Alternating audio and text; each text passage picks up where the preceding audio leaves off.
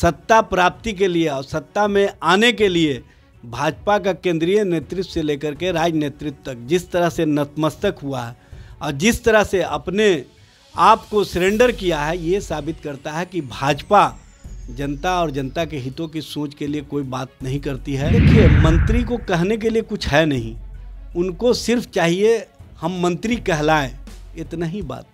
इसीलिए जो मंत्री भी बने हैं, ये मंत्री जनता के लिए नहीं बने हैं, जनता के हितों के लिए नहीं बने हैं, अपने हितों को और अपने आप को सत्ता में बनाए रखने के लिए बने हैं। नमस्कार, आप न्यूज़ 4 नेशन देख रहे हैं। मैं हूं आपके साथ वंदना। हाल के दिनों में बिहार के मुख्यमंत्री नीतीश कुमार महागठबंधन से अलग होकर एनडीए की सरकार बनाई। एनडीए की सरकार बनते ही मंत्रालय को लेकर के काफ़ी भूचाल आया हुआ था। ऐसे में जो मुख्यमंत्री के साथ और भी जो मंत्रियों ने ओथ लिया, उन्हें मंत्रालय दे दिया गया है। हालांकि गृह विभाग को लेकर के नीतीश कुमार कभी भी कॉम्प्रोमाइज़ नहीं करते हैं और इस बार भी कुछ ऐसा ही हुआ। बीजेपी नीतीश कुमार के सामने सरेंडर कर दिया। हमारे साथ बात करने के लिए हैं राजद प्रवक्ता एजाज अहमद। मंत्रालय बांट दिया गया है, बीजेपी को भी दे दिया गया है, अन्य दलों को भी दे दिया गया है। लग रहा है कि सब कुछ इक्वल है। देखिए, सबसे पहले तो भारतीय जनता पार्टी के नेताओं को जवाब देना चाहिए, जो कहा करते थे कि हम अलग रूप से इस बार सरकार में आए हैं और उनका रूप दिख गया। वो किस तरह से सरेंडर की राजनीति किए हैं और किस तरह से नतमस्तक हुए हैं।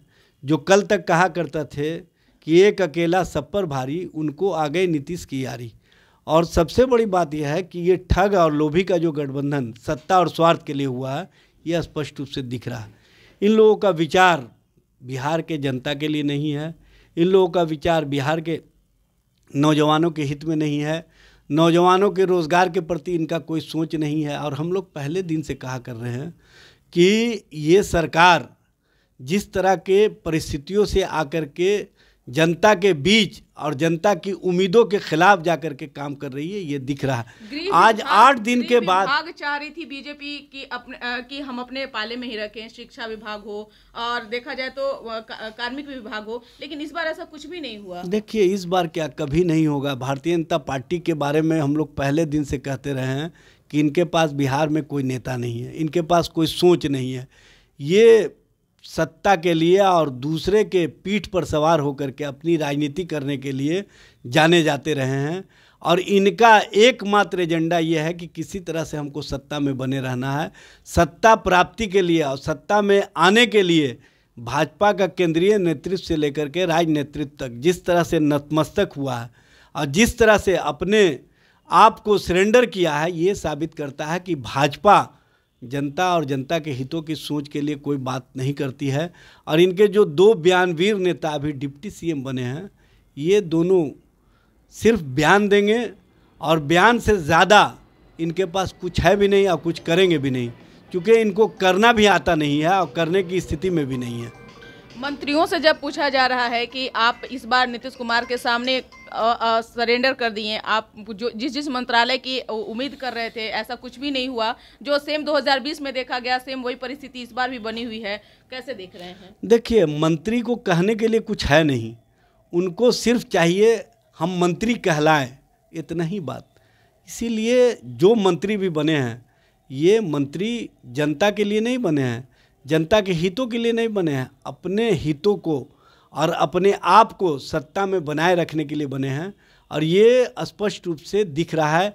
और आने वाला समय भारतीय जनता पार्टी के लिए भी और जनता दल यू के लिए भी कहीं ना कहीं बहुत ही घातक होगा। और जनता की जो उम्मीदें हैं, उसके खिलाफ जाकर के ये लोग काम करने वाले लोग हैं। ये लोग नौकरी नहीं चाहते हैं, ये लोग रोज़गार नहीं चाहते हैं, ये लोग नफ़रत की राजनीति को बढ़ावा देना चाहते हैं। इसीलिए आज देश का और बिहार का नौजवान अपने आप को ठगा सा महसूस कर रहा है कि हमारी जो सरकार थी, जो रोज़गार वाली सरकार थी, जो नौकरी वाली सरकार थी, उस सरकार को साजिश के तहत इन लोगों ने छीनने का काम किया है। समय आने दीजिए, हम भी उनको बताने का काम करेंगे। एजाज जी, जब नीतीश कुमार आपके साथ थे, उस दौरान नीतीश कुमार मनमानी करते थे। इस बार लग रहा है कि वो वही चाल फिर से वो चलेंगे नीतीश कुमार? देखिए, जिसकी जितनी नियति होती है, जैसी नियति होती है, वो दिखता है, ये बताने की आवश्यकता नहीं है।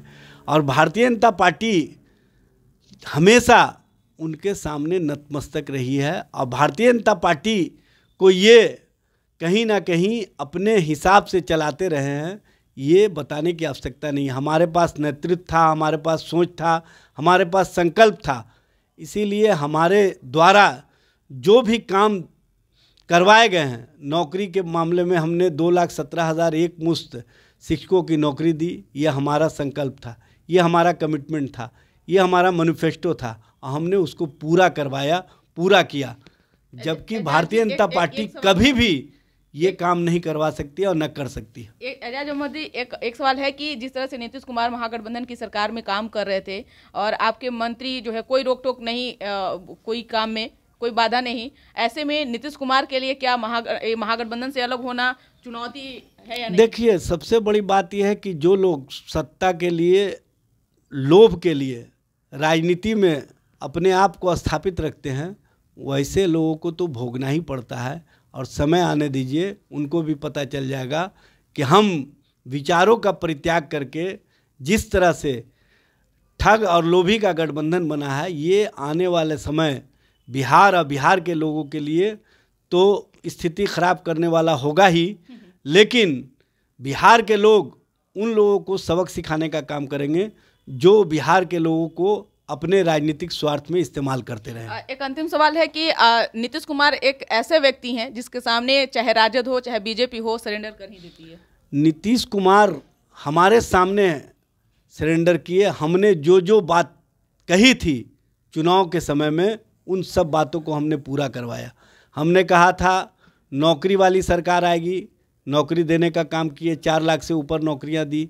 हमने कहा था कि शिक्षकों को हम राज्यकर्मी का दर्जा देंगे, हमने दिया।